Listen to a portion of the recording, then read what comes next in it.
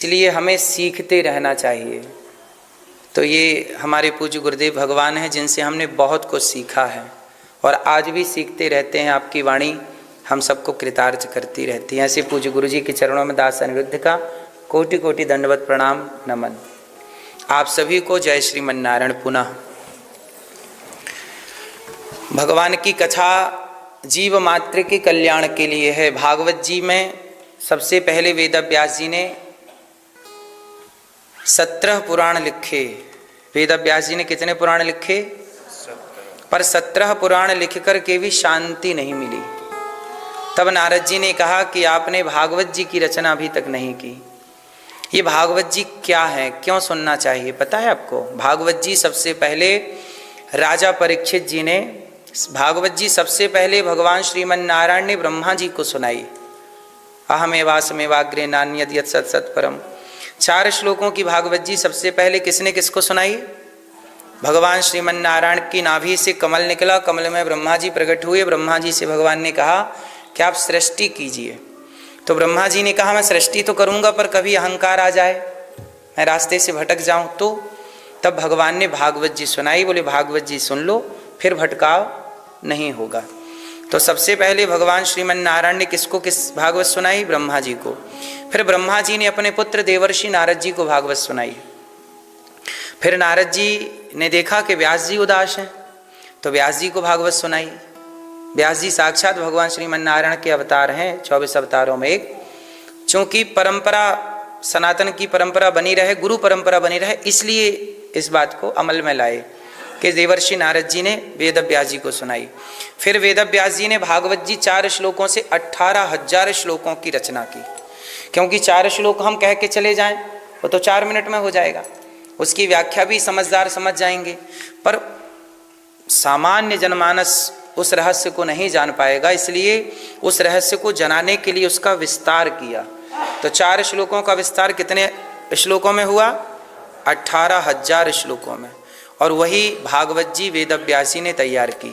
जब वेद व्यास जी ने भागवत जी की रचना की तो सबसे वाला बड़ा प्रश्न ये खड़ा हुआ कि भागवत जी तैयार तो हो गई, पर पहला श्रोता किसे बनाए और पहला वक्ता किसे बनाए? अब किसे बनाए, योग्य कौन?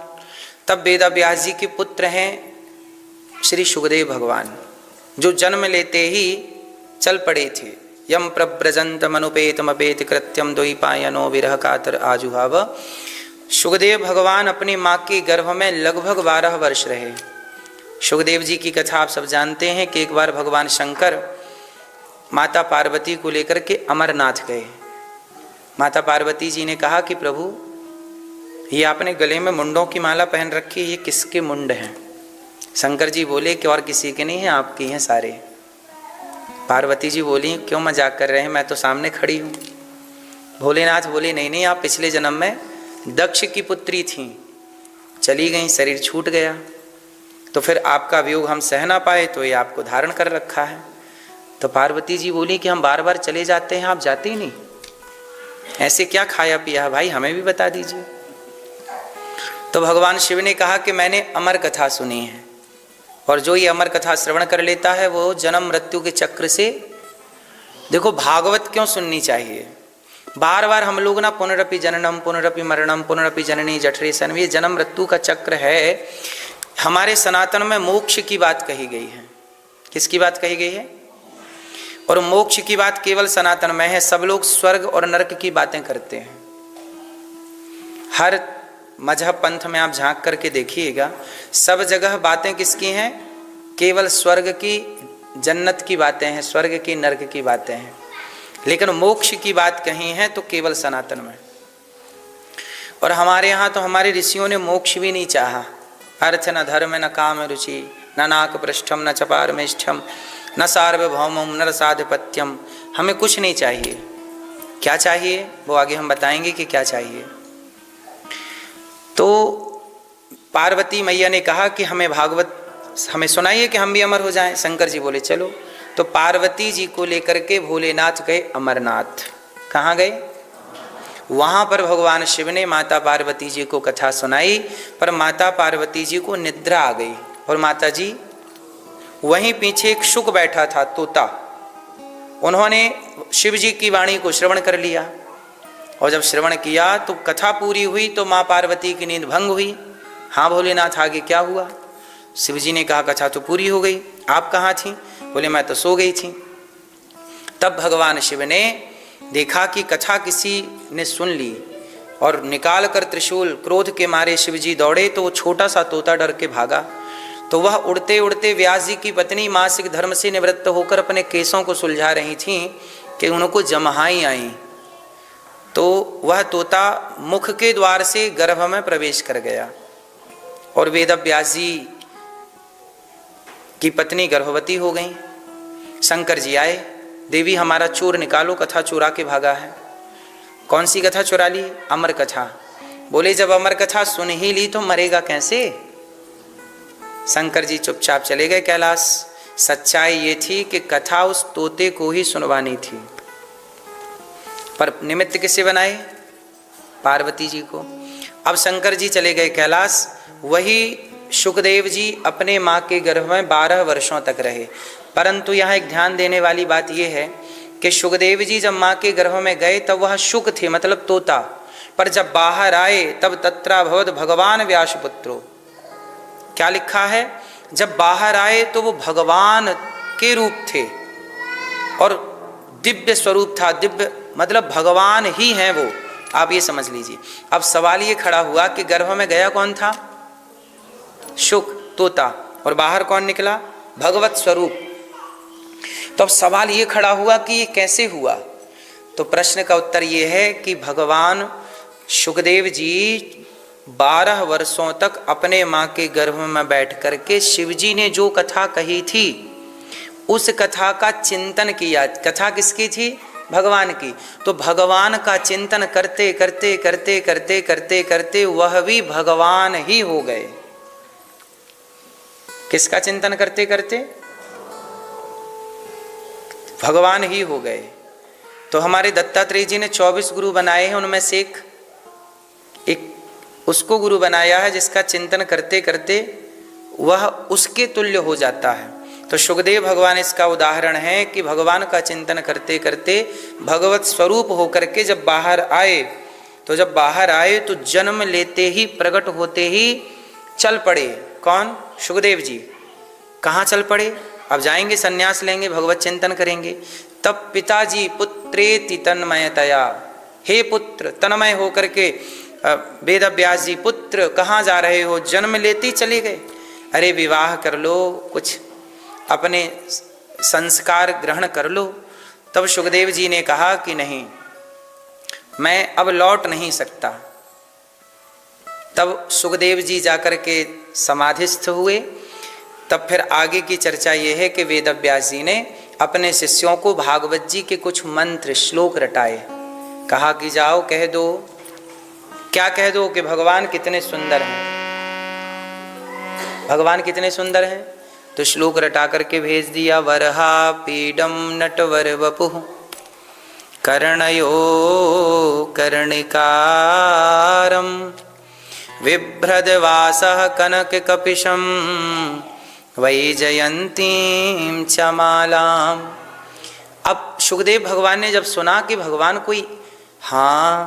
कोई इतना भी सुंदर होगा, हमने कभी ना सोचा, कोई इतना भी सुंदर होगा, हमने कभी ना सोचा।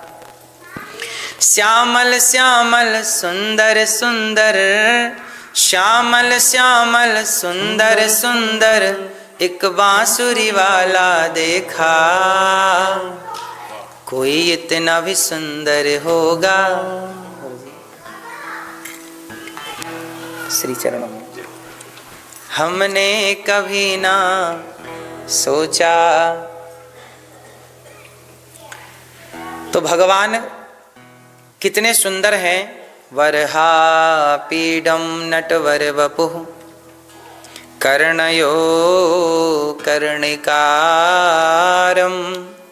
बिभ्रद्वासः कनककपिशं वैजयन्तीं च मालाम्। रन्ध्रान् वेणोरधरसुधया पूरयन् गोपवृन्दैर्वृन्दारण्यं स्वपदरमणं प्राविशद्गीतकीर्तिः। सुखदेव भगवान जैसे ही प्रकट हुए तो वेद व्यास जी ने कि श्लोक रटा के भेजा कि कह दो कि प्रभु हैं। सुखदेव जी को लगा कि इतने सुंदर हैं, कोई होगा। सुखदेव जी की समाधि लगी, फिर खुल गई, फिर लग गई। तब वेद व्यास जी ने दूसरा श्लोक रटा करके भेजा, अहो वकीयम स्तनकालकूटम जिघांसयापायदाप्यसाध्वी लेभे गतिं धात्र्युचितां ततोऽन्यं कं वा दयालुं शरणं व्रजेम। अब भगवान के बारे में कहा कि भगवान कितने दयालु हैं। भगवान कितने दयालु हैं? कितने दयालु हैं बताओ आप लोग। अहो वकीयम, कितने दयालु हैं भगवान बताओ। अच्छा, आपको लगता है भगवान के अंदर दया है कि नहीं? कितनी दया है? कितनी दया है भगवान के अंदर, आप बताओ। आपको दया करके क्या दिया भगवान ने?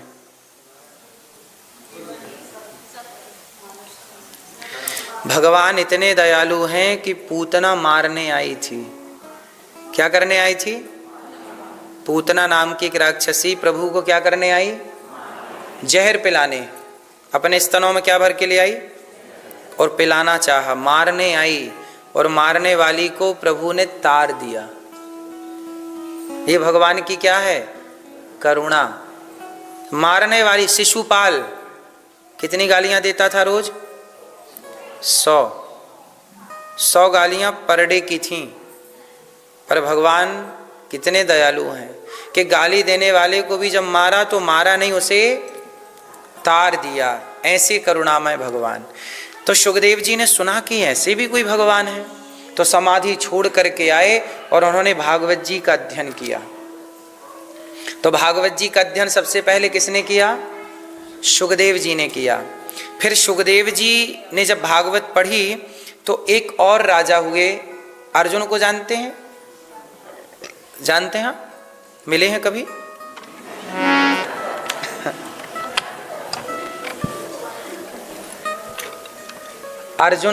अर्जुन के पुत्र को जानते हैं? अभिमन्यु के पुत्र को जानते हैं? अर्जुन के पुत्र अभिमन्यु की पत्नी उत्तरा और उनके पुत्र हुए हैं परीक्षित। अब परीक्षित जी को ना 7 दिन में मरने का शाप लग गया। परीक्षित जी को क्या लग गया? 7 दिन में। इति लंघित मर्यादम तक्षकः सप्तमे हनि। आज से 7वें दिन तक्षक आपको डस लेगा। अच्छा, परीक्षित जी को शाप क्यों लगा? क्योंकि परीक्षित जी ने एक संत का अपमान कर दिया था। एक संत जी का क्या कर दिया? तिरस्कार कर दिया। एक संत जी थे समीक जी, उनके गले में मरा हुआ सांप डाल दिया। क्या डाल दिया?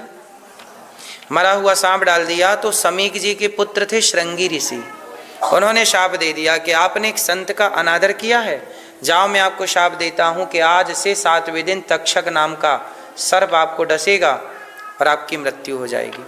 जब परीक्षित जी को पता चला कि मुझे 7 दिन में मरना है, तो अब कहा कि करूं क्या? तो उन्होंने अपने पुत्र को राजा बना करके और परीक्षित जी ने सब कुछ सौंप करके और शुकताल चले गए। कहाँ गए? शुकताल जब गए तो वहां बड़े बड़े संतों का आगमन हुआ। वहीं पर सुखदेव जी आए और सुखदेव जी को प्रणाम करके चरणों का पूजन करके राजा परीक्षित जी ने कहा कि गुरुदेव मुझे 7 दिन में मरना है, बताइए मैं क्या करूं? मैं क्या करूं? तब सुखदेव जी ने अब राजा परीक्षित जी को 7 दिन में जिसे मरना है और 7 दिन में उसकी मुक्ति यदि उसे चाहिए तो क्या करें? तो भागवत सुनना चाहिए। तब सुखदेव जी ने राजा परीक्षित जी को क्या सुनाई? अब भागवत सुनाई। जिसके पास समय कम है। अब भागवत क्यों सुननी चाहिए? भागवत हमें क्या करती हैं? पाप से मुक्त करती हैं। अच्छा, पाप से मुक्त कैसे करती हैं? जैसे कमरे में अंधेरा है और अंधेरे को समाप्त करना है तो क्या करना पड़ेगा बताइए? प्रकाश कर दीजिए, लाइट जला दीजिए, दीपक जला दीजिए। प्रकाश होते ही अंधकार अपने आप नष्ट हो जाएगा। हो जाएगा? प्रकाश के आते ही अंधकार अपने आप नष्ट हो जाएगा। उसी तरह भागवत के होते ही पाप अपने आप नष्ट हो जाता है। आप लोगों ने कोई पाप किए हैं?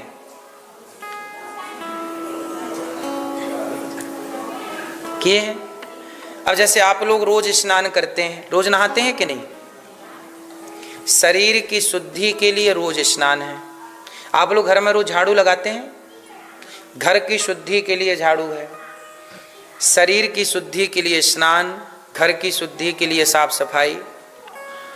तो अब ये बताओ कि जो हमने पाप कर लिए, उन पापों की शुद्धि के लिए हमने क्या किया? कुछ भी नहीं किया। इसलिए हमें जीवन में भागवत सुननी चाहिए। भागवत से क्या होता है? हम पाप मुक्त हो जाते हैं। अब जैसे अंधकार मुक्त करना है तो प्रकाश ले आइए, ऐसे पाप मुक्त करना है तो पुण्य ले आइए। तो सबसे बड़ा पुण्य क्या है? भागवत सुनना ही सबसे बड़ा। ये पुण्य इतना अधिक है कि उस पाप को नष्ट कर देता है। अच्छा, आप लोगों ने पाप कौन कौन से किए हैं? सबसे बड़ा पाप क्या है ये बताइए? सबसे बड़ा पाप किसे कहते हैं? आप बताओ। जीव हत्या सबसे बड़ा पाप, सही? आप बताओ भैया। है? हाँ, नहीं, असत्य समपातक पुंजा, झूठ बोलना पाप है, नदी किनारे सांप है। चश्मा वाली भैया, ईर्ष्या, ईर्ष्या सबसे बड़ा पाप। मूंछों वाली भैया, ईर्ष्या। आप बताओ सबसे बड़ा पाप क्या है? आप पीछे वाले भैया, आप बताओ सबसे बड़ा पाप।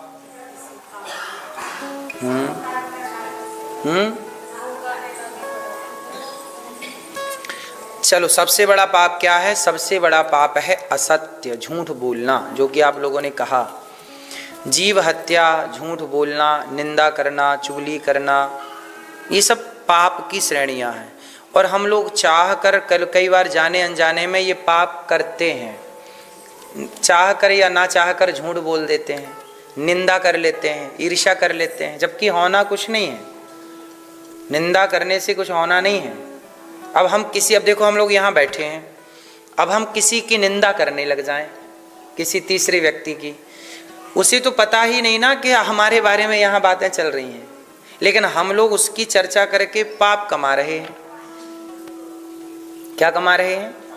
कई बार व्यक्ति, जैसे आप गलत नहीं हैं, लेकिन निंदा करने वाले ने आपको आरोपित कर दिया, नहीं नहीं आप तो गलत हैं, आप तो गलत, तो वो पाप आपके खोपड़ी चला जाएगा। अब जैसे मैं एक सिचुएशन आपके सामने रखता हूँ, आप लोग बताइएगा। अभी एक कथा है, वो कथा ये सिद्ध करेगी कि देखो आप लोग कहाँ गलत होते हैं। एक राजा थे, अभी मैं एक कहानी सुना रहा हूँ, फिर उसके बाद उसका उत्तर आपसे मांगूंगा, इसलिए ध्यान से सुनिएगा, फिर आंसर सबको देना होगा। एक राजा थे, उन्होंने भंडारा किया, लंगर, ब्राह्मणों को बुलाया, जितने ब्राह्मण थे, आओ आओ पंडित जी आइए, हम आपको भोजन कराएंगे। कल की तारीख निश्चित की गई, 12 बजे आपको आना है भोजन में। अब सब ब्राह्मण आ गए, जनता जनार्दन आ गई, दीन दुखी भी आ गए, सब बैठे लाइन में। राजा ने भोजन परोसा। संयोग किया हुआ, क्या हुआ कि भोजन बन रहा था खुले में, खुले आसमान में। तो खीर पक रही थी और ऊपर से ना एक बाज सांप को लेके जा रहा था, जहरीला। उस संयोग से उसके पकड़ से सांप छूटा और जाके खीर में गिर गया। अब वो पूरी खीर सांप के जहर से जहरीली हो गई। अब सांप तो नीचे जाके खीर में बैठ गया, मर तो गया, लेकिन जहर तो गल दिया ना उसने, पूरी खीर जहरीली। अब वही जहरीली खीर सारे पंडित जियों को, ब्राह्मणों को परोस दी गई। और जब परोसी गई तो सारे ब्राह्मण खीर खाते ही वहीं बैठे बैठे सारी पंक्ति मर गई, सबकी मृत्यु हो गई। अब जब मृत्यु हुई तो किसकी मृत्यु हुई? ब्राह्मण की। तो ब्रह्म हत्या आई। कौन आया? जैसे गाय की हत्या करने से हमें क्या लगता है? गौ हत्या लगती है। बालक की हत्या करने से बाल हत्या लगती है। ऐसे ब्राह्मण की हत्या करने से ब्रह्म हत्या लगती है। तो अब ब्रह्म हत्या आ गई। अब वो ये ढूंढने लगी कि मैं किस पर चढ़ूं, मतलब किसको पकड़ूं। अब मुझे आप लोग बताइए कि उन ब्राह्मणों की हत्या का दोषी कौन, पापी कौन, वो हत्या किसके सिर पे चढ़े? बताइए। राजा के ऊपर जाए? किसके ऊपर? भाई बाज तो पक्षी है, उसे क्या पता कि नीचे खीर पक रही है।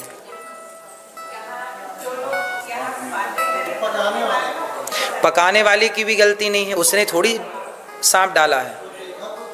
नहीं, उसने देखा नहीं ना, उसने तो देखा भी नहीं। जो खाना बांट रहा था उसको सांप मिला ही नहीं, क्योंकि वो पात्र बर्तन के बहुत नीचे।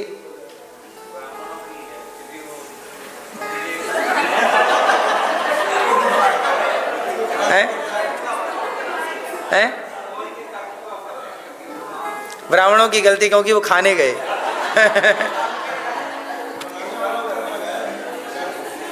सुनो, अब हुआ क्या कि जैसे आप लोग निर्णय नहीं ले पाए, ऐसे उस राज्य में कोई निर्णय नहीं ले पाया कि ये हत्या जाए किसके ऊपर। अब देखना असली हत्यारा कौन है, अब आपको हम पकड़ाएंगे। अब हुआ क्या कि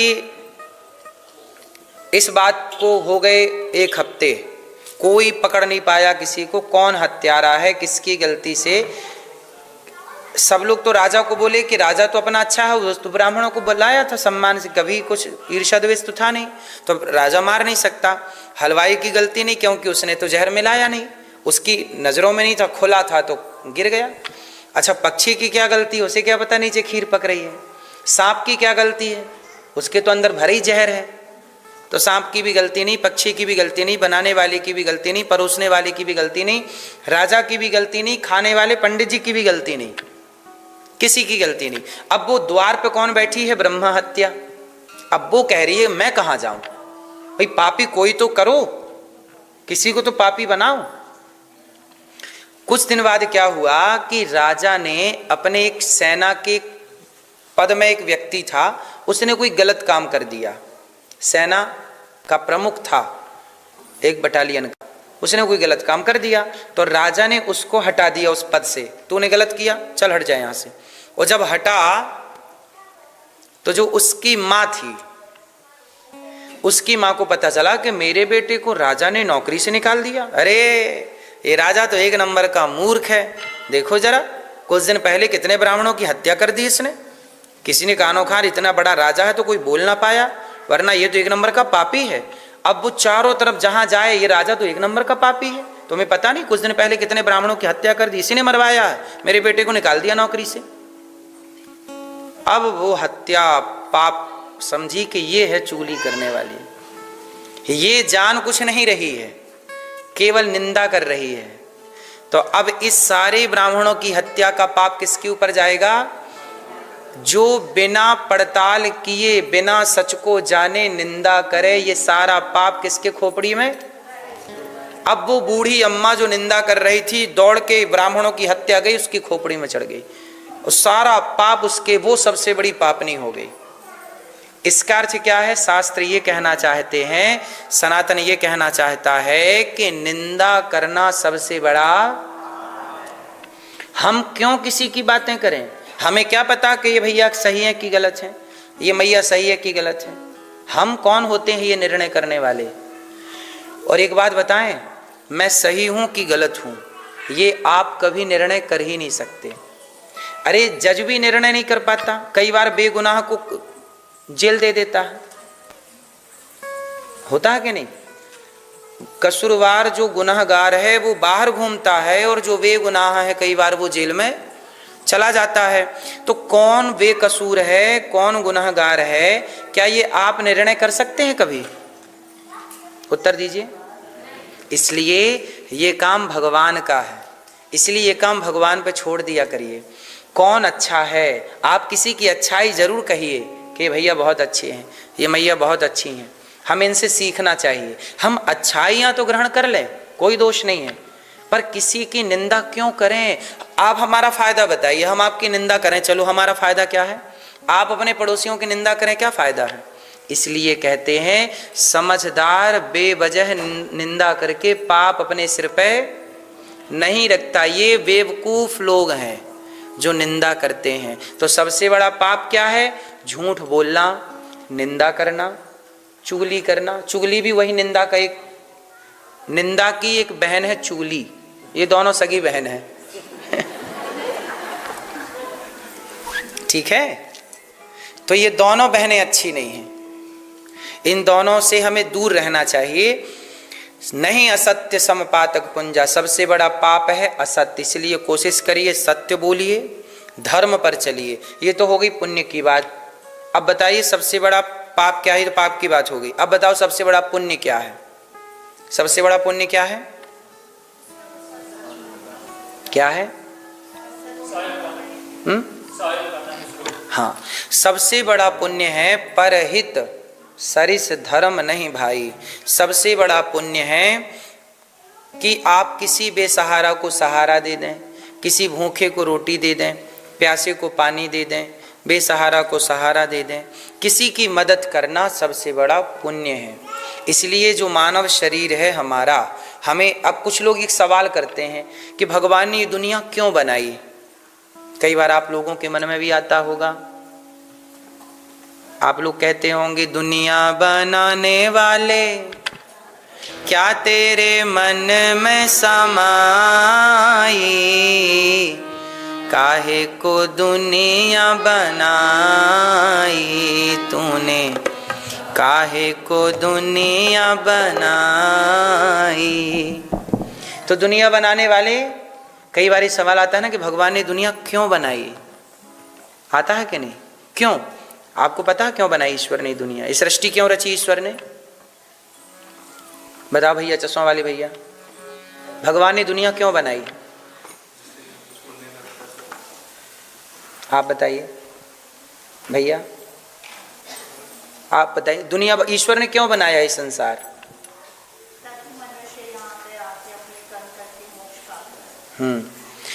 भगवान ने ये संसार इसलिए बनाया है कि आप जाओ, मैंने 84 लाख योनियां बनाई हैं, जाओ, आप जाओ और आप अच्छे कार्य करो।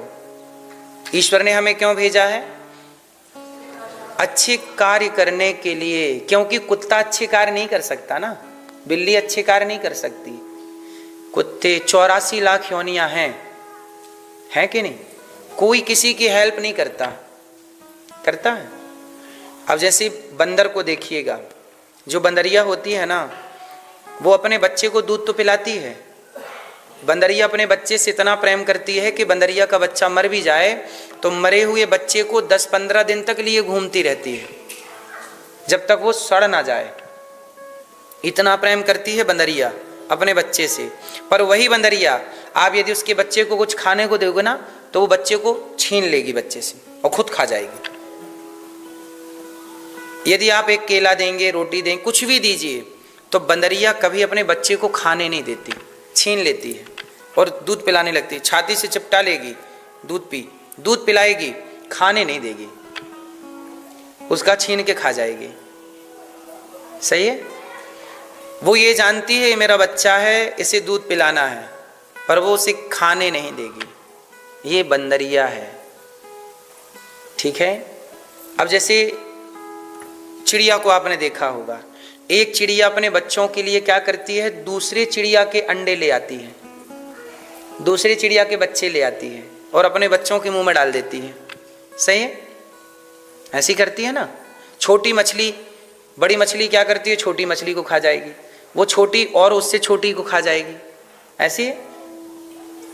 इसका अर्थ ये है कि ये जीव जंतु जो है ना, ये अपने परिवार का भरण पोषण तो करना जानते हैं, पर औरों की सेवा करना नहीं जान। आप किसी भी योनि में झांक के देखिएगा, शेर शेरनी अपने बच्चे का पालन करती है पर दूसरों को खा जाती है ना। अपने बच्चे को दूध पिलाएगी पर दूसरे के बच्चे को मारेगी, ऐसे ही है।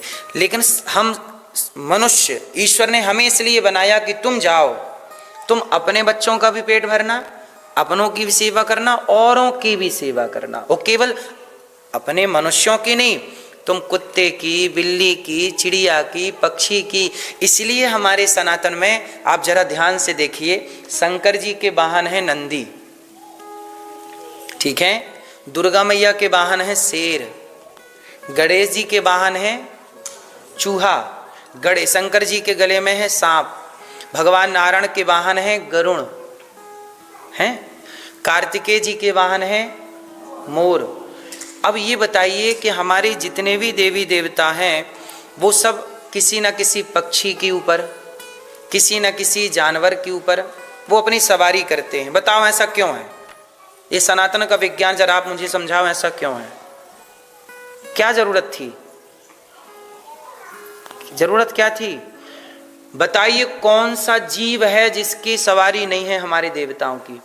इंद्र की सवारी है हाथी, हाथी, और तो सब ठीक है।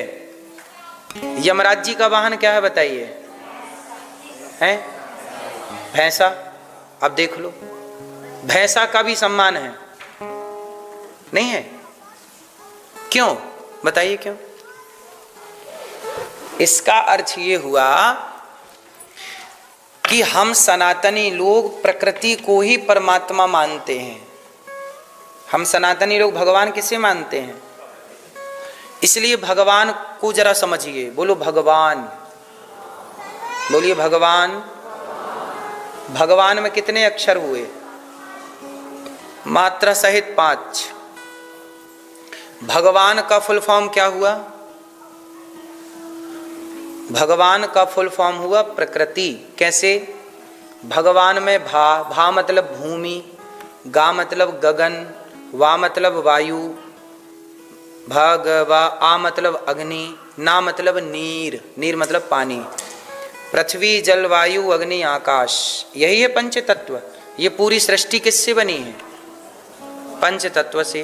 5 तत्वों से आप बने, मैं बना, कुत्ता बना, बिल्ली बनी, चिड़िया बनी। पूरी प्रकृति किससे बनी? पंच तत्वों से। और इन्हीं को कहते हैं भगवान, भूमि गगन वायु अग्नि आकाश। तो प्रकृति को जोड़ दिया तो भगवान बन गया। तो हम लोग किसके उपासक हैं? प्रकृति के। इसलिए हमारे यहाँ आंवले की पूजा है, पीपल की पूजा है, तुलसी की पूजा है, वटवृक्ष की पूजा है, हमारे यहाँ भैंसे की पूजा है, गाय की पूजा है, सांप की पूजा है, चूहे की पूजा है, गाय की पूजा है, बैल की पूजा है, मोर की पूजा है, चिड़िया की पूजा है, मत्स्य मछली की पूजा है, कच्छप कछुए की पूजा है। मतलब प्रकृति का कौन सा हिस्सा हमने छोड़ा है? पहाड़ों की पूजा है, गिरिराज जी की पूजा है,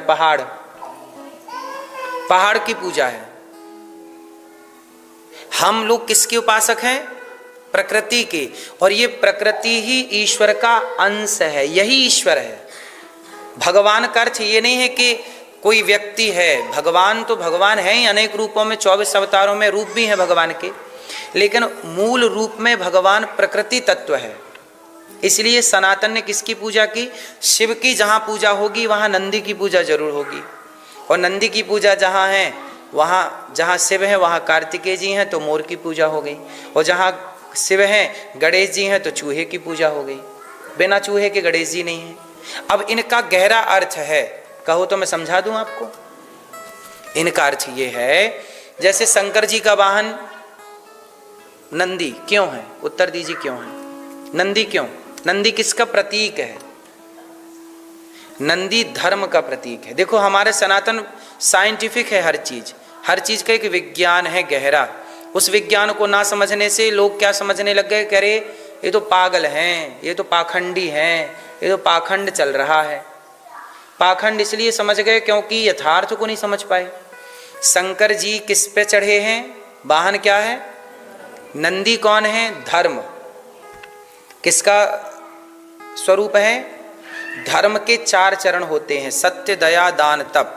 इसलिए आपने देखा होगा हमारी जो नई संसद भवन बनी है उसमें मोदी जी ने एक सेंगोल रखा है, उस सेंगोल में नंदी का चित्र है। तो नंदी किसका प्रतीक माना गया है? धर्म का। किसका प्रतीक है? तो शंकर जी किस पर चढ़ते हैं? धर्म पर सवार हैं, ना कि बैल पर। एक्चुअली क्या है, आप उसे बैल कहते हैं, एक्चुअली बैल नहीं है वो धर्म है। शंकर जी की सवारी बैल नहीं, शंकर जी का वाहन, शंकर जी किस पर चढ़े हैं? धर्म पर। और धर्म के चरण कितने हैं? 4। लेकिन आपने देखा होगा शंकर जी के मंदिर में जो नंदी है, इनके कितने पैर बाहर, कितने पैर अंदर हैं? ध्यान से देखा कभी आपने? नंदी जी के 3 पैर अंदर की ओर हैं और 1 पैर बाहर। अब 1 पांव बाहर क्यों है, 2 क्यों नहीं, या चारों अंदर क्यों नहीं है? जबकि नंदी, कभी भी नंदी बैठता है तो चारों पांव अंदर करके बैठता है। सहज में जो कहीं बैल आपको दिख जाए और वो बैठा दिखेगा तो सहज में तो चारों पांव, यदि उसे लगेगा कि आप उसके पांव दबाने वाले हैं, सेवा करने वाले हैं, यदि वो आपको परिचित है तो 1 पांव बाहर कर लेता है। जैसे हम गाय की सेवा करते हैं ना, और यदि हम गाय के पास बैठे हैं और गाय हमें जानती है या नंदी हमें जानता है तो वो पांव 1 बाहर कर लेता है। वो ये चाहता है कि आप उसके पांव दबाइए, छूइए, उसको सहलाइए, इसलिए। लेकिन सहज में वो चारों पांव अंदर करता है। तो फिर शंकर जी वाला नंदी 1 पांव बाहर क्यों किया है? इसका अर्थ समझे हैं? इसका अर्थ ये है कि धर्म जब सतयुग आता है तो सतयुग में धर्म के 4 पांव होते हैं। सतयुग में धर्म के 4 चरण होते हैं, सत्य भी, दया भी, दान भी और तप भी।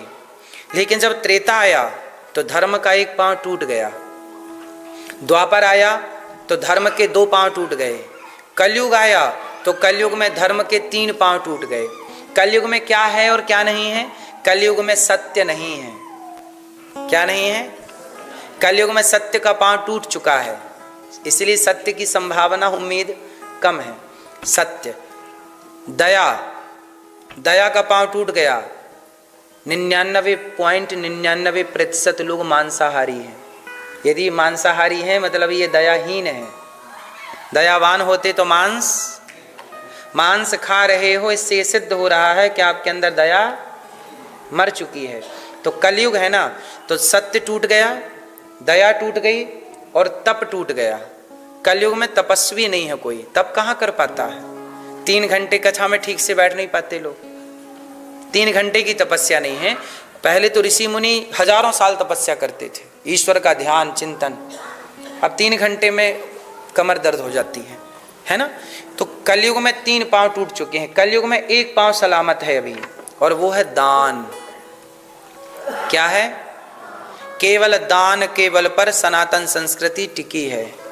इसलिए आप लोग जब दान करते हैं तो धर्म का वही पांव है आगे की ओर, नंदी का पांव।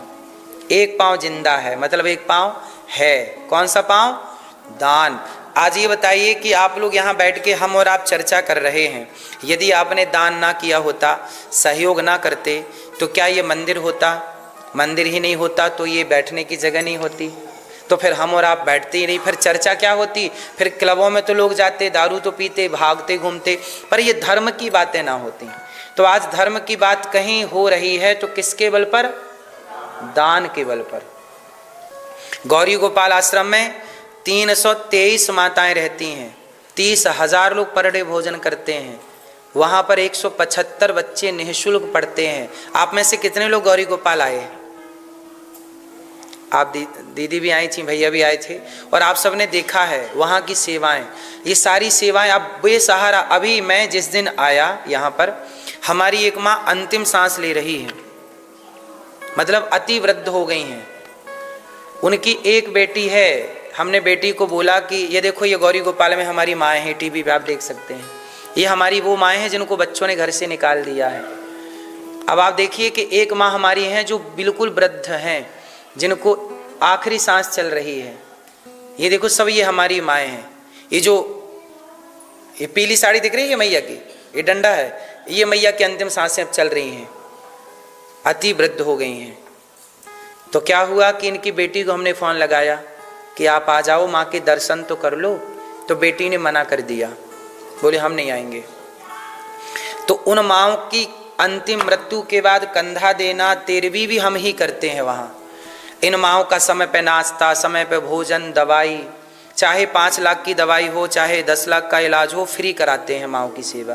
तो आप लोग जो सहयोग करते हैं ना, उसी से कोई माँ के, आप में से किसी ने माँ को नाश्ता करा दिया, किसी ने माँ को भोजन करा दिया, किसी ने माँ को दवाई दे दी, इसी से सब चल रहा है। तो ये सारी सेवाएं किसके बल पर चल रही हैं? दान के बल पर। गौरी गोपाल आश्रम में 175 बच्चे भोजन करते हैं। कितने बच्चे भोजन करते हैं? आप भी, अब ये देखो अखंड रसोई चल रही है, ये हजारों संत भोजन करते हैं। आप में से हमारी दीदी ने भोजन कराया भी था वहाँ जाके संतों को। ये देखो संतों के दर्शन, आप कभी आएंगे गौरी गोपाल तो आप कर पाएंगे। तो ये सब किसके बल पे चल रहा है? दान के। इसका अर्थ ये हुआ कि कलयुग में कितने पांव बचे हैं? 1। इसलिए शंकर जी के मंदिर में जो नंदी है उनका 1 पांव बाहर है और 3 पांव, इसलिए 3 पांव टूट चुके हैं, इसलिए वो टूटा हुआ पांव है, और जो बाहर है वो सलामत सही पांव है। तो ये शिव जी धर्म पर सवार हैं। अब उदाहरण गणेश जी का देख लो। गणेश जी का वाहन क्या है? चूहा। अब चूहे पर गणेश जी क्यों चढ़े हैं? चढ़े हैं मीन सवार हैं। तो गणेश जी चूहे पर क्यों सवार हैं? आपने कभी इसका गणित समझा? नहीं। जब नहीं समझेंगे ना तो ये सब पाखंड दिखने लग जाएगा, अरे कौन चूहे पे चढ़ता है। यदि नहीं समझेंगे तो आपके बच्चे आपसे पूछेंगे कि माँ ये चूहे पर गणेश जी क्यों बैठे हैं? आपने उत्तर दे दिया, लॉजिक ठीक लगा, तब तो बच्चे ठीक कहेंगे। और नहीं तो ये माँ तो पागल है, क्या करती है, चूहे पर कौन बैठता है। अब बताता हूं चूहे पर गणेश जी क्यों बैठे हैं। गणेश जी किसके देवता हैं? किसके हैं? गणेश जी बुद्धि के देवता। और चूहा किसका प्रतीक है? चूहा है तर्क का प्रतीक। चूहा क्या है? हर चीज कुतरता रहता है। यहां चूहे हैं कि नहीं? यहां मीन्स आप लोगों के घर में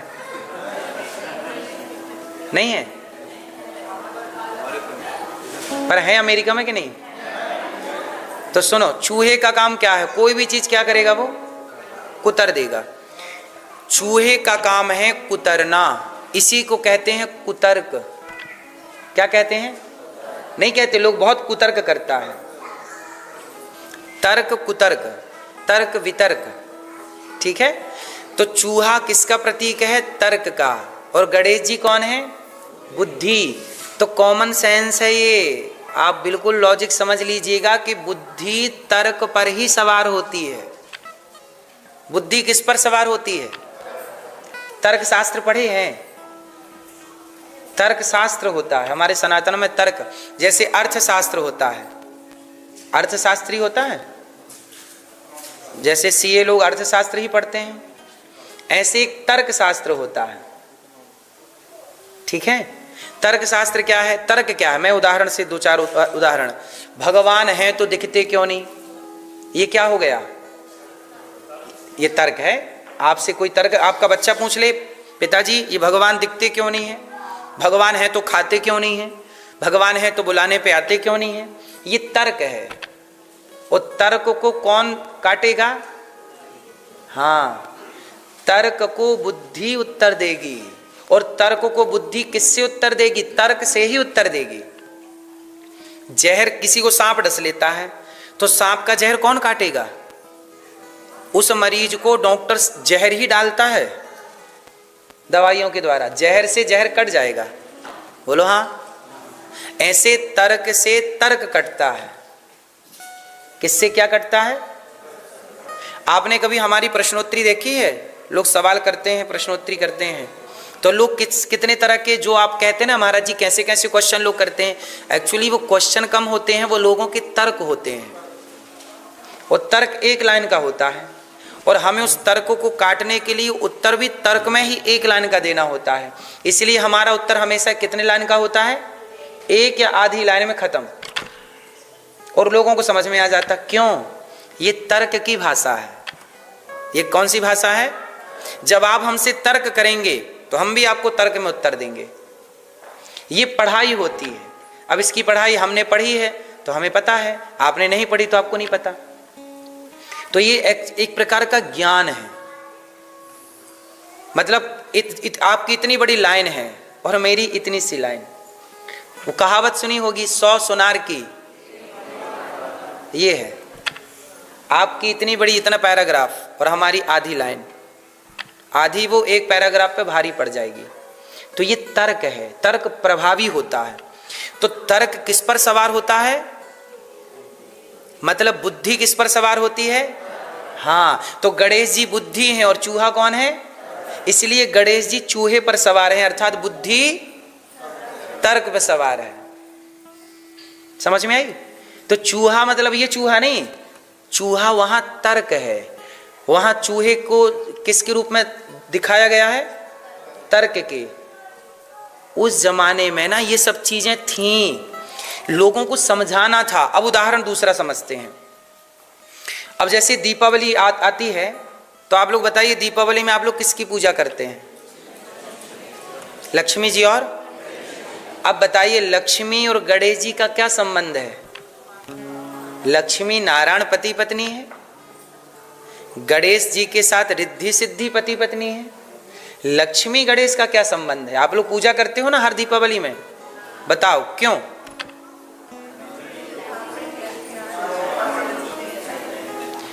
दीपावली क्यों मनाई जाती है, पहले ये बताओ।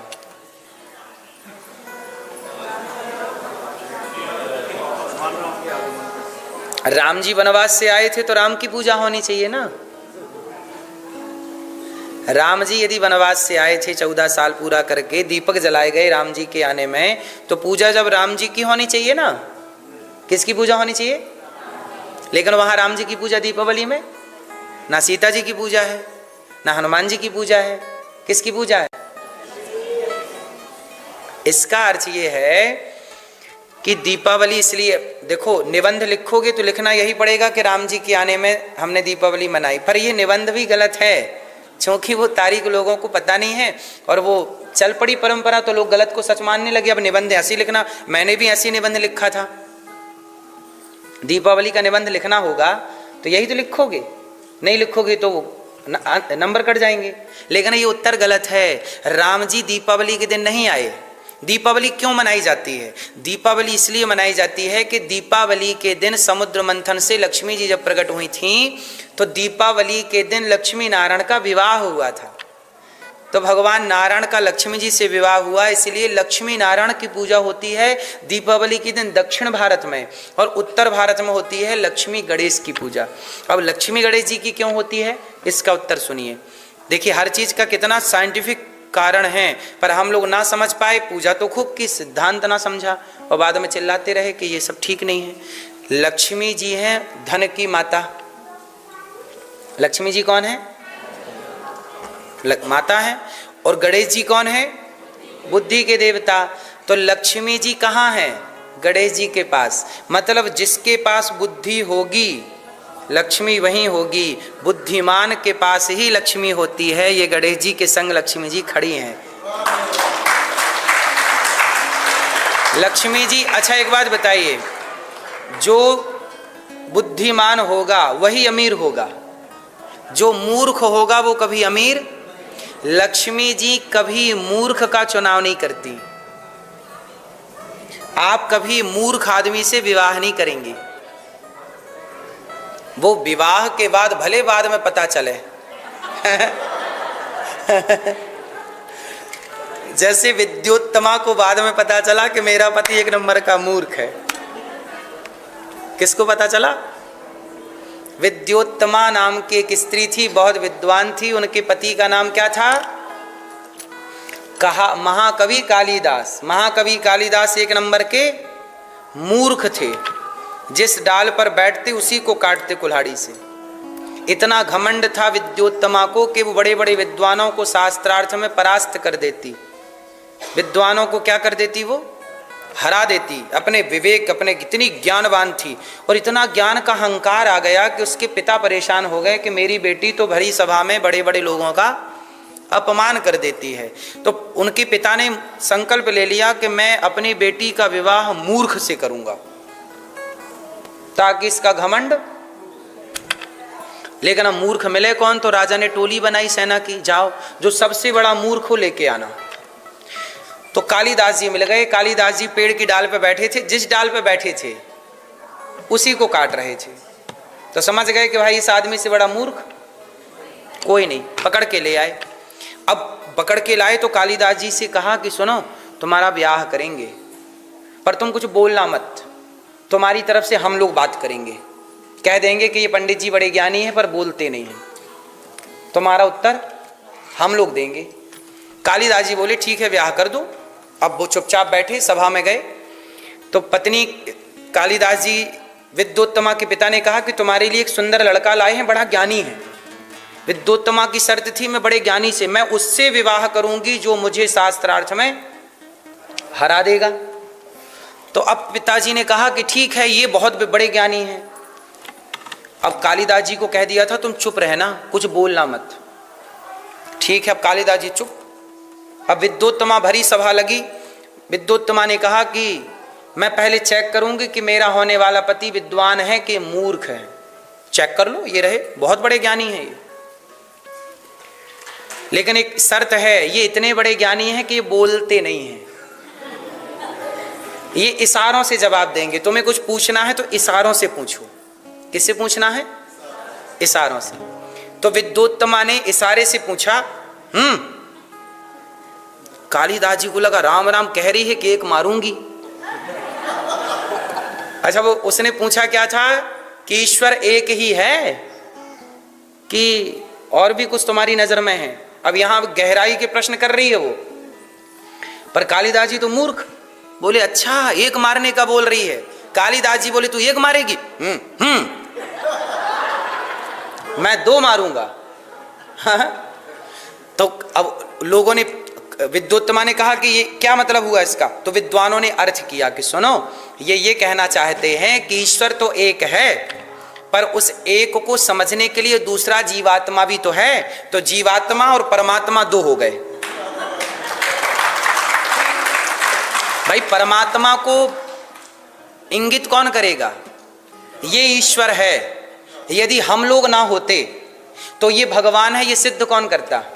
कुत्ता तो सिद्ध कर नहीं सकता, कुत्ता बिल्ली गधा चिड़िया ये सिद्ध नहीं कर सकती कि ये ईश्वर है, केवल आप सिद्ध कर सकते हैं। तो एक जीवात्मा, दूसरा तो ये 2। अच्छा, अब विद्योत्तमा ने इशारे से कहा मानो उसने पूछा कि 3 तत्व से काम हो जाएगा, सत्वगुण रजोगुण और तमोगुण, इससे हो जाएगा काम, ये सृष्टि इसी से चल रही है ना। कालिदास जी को वो लगा हे भगवान ये 3 पे आ गई, 3 मारेगी। तो कालिदास जी बोले 3 मैं 5 मारूंगा। अब कहा कि क्या मतलब हुआ इसका? बोले आप कह रही हैं कि गुण 3 है, सत्वगुण रजोगुण तमोगुण, पर तीनों गुण सब कुछ हैं, पर 3 गुण भी अधूरे हैं 5 गुणों के बिना। पंच तत्व क्या है? पृथ्वी जल वायु अग्नि। यदि हमारे शरीर में 5 तत्व ना हो तो 3 गुण रहेंगे कहाँ? हमारे अंदर भी तो 3 गुण हैं, आपके अंदर भी 3, या तो सत्वगुण प्रधान होगा या रजोगुण प्रधान होगा या तमोगुण, या तो आप आलसी होंगे या तो आप एनर्जेटिक होंगे, पूरे भरे हुए सत्वगुण रजोगुण से तमोगुण से युक्त होंगे, या सत्वगुण से या रजोगुण से या तमोगुण से या मिश्रित गुणों से युक्त होंगे आप। ठीक है, तो अब जैसे संत लोग सत्वगुण के धनी होते हैं, राजा लोग रजोगुण के, और सामान्य व्यक्ति तमोगुण के धनी होते हैं। आलसी मतलब तमोगुण, सात्विकता मतलब सत्वगुण, और राजाशाही मतलब रजोगुण। तो ये तीनों गुण तब काम करेंगे जब शरीर होगा। शरीर 5 तत्वों का है। तो कालिदास जी ने कह दिया अब विद्योत्तमा बोली मतलब ये 5 गुण जो है, पंच गुण तत्व पृथ्वी जलवायु अग्नि आकाश, ये 5 से काम हो जाएगा?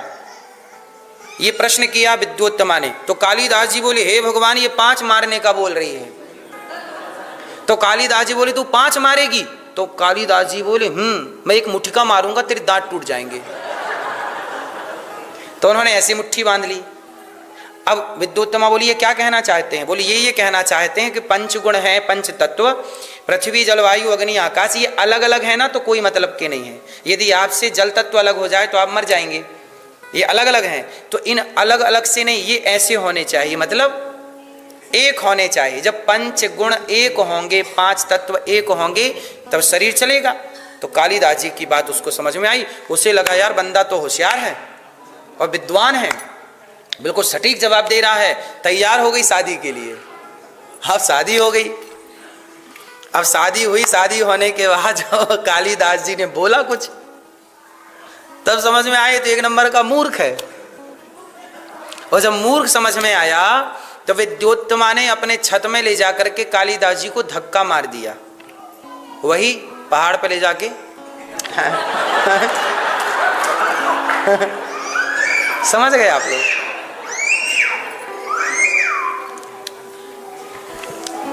मैया कहाँ चली?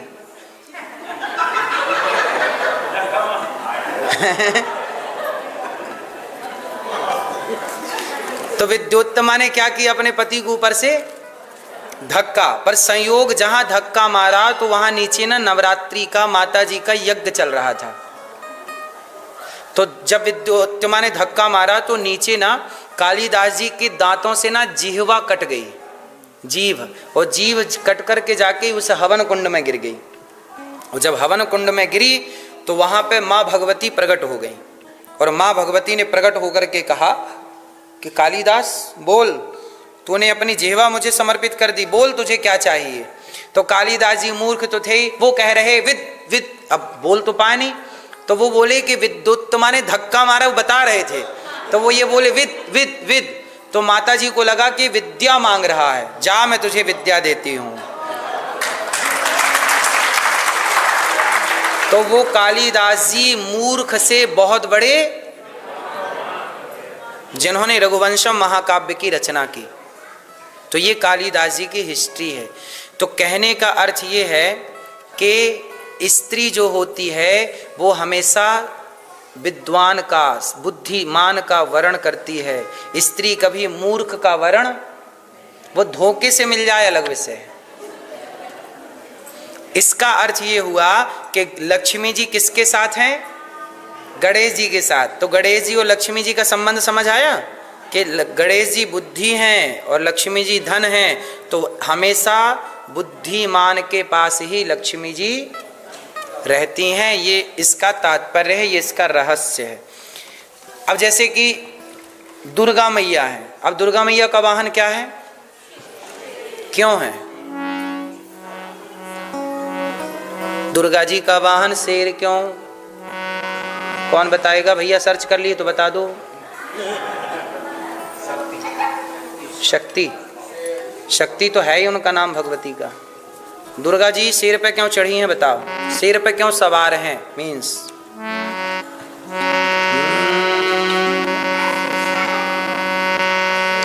क्यों?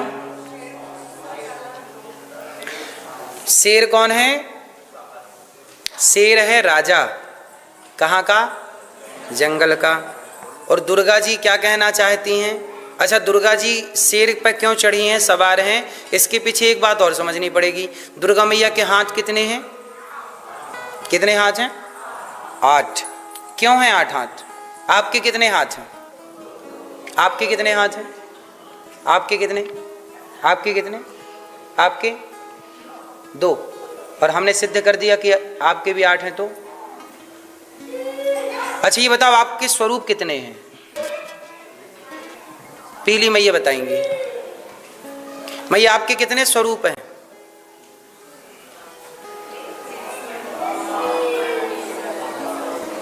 हर नारी 4 रूपों में होती है। आप सबसे पहले हुई पुत्री। क्या हुई? बेटी। आपका एक रूप क्या है? बेटी। तो बेटी के 2 हाथ। फिर बनी आप बहन, तो बहन के 2 हाथ। फिर तीसरी बनी पत्नी, पत्नी के 2 हाथ। फिर बनी माँ, माँ के 2 हाथ। आपके टोटल कितने हाथ? 8 हाथ हो गए। आपके रूप कितने हो गए? 4। तो आपके ही 8 हाथ हैं, इसी को कहते हैं दुर्गा। ये चारों का प्रतिनिधि कर रही हैं दुर्गा मैया। दुर्गा मैया एक साथ कितनों का प्रतिनिधित्व कर रही हैं? 4। माँ, वहाँ बेटी, बहन, माँ और पत्नी, हो गए 8 हाथ हैं आपके।